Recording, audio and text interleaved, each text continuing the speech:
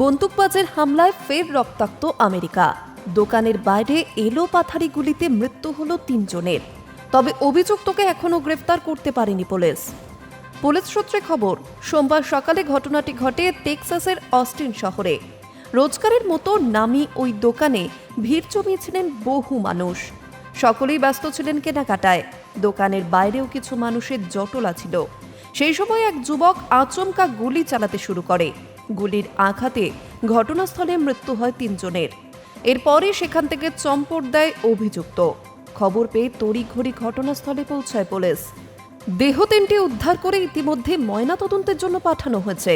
কিন্তু কী কারণে ওই যুবক গুলি চালালেন তাও এখনো স্পষ্ট নয়। পুলিশের এক আধিকারিক বলেন, খবর পেয়ে তড়িঘড়ি আমরা ঘটনাস্থলে পৌঁছে যাই।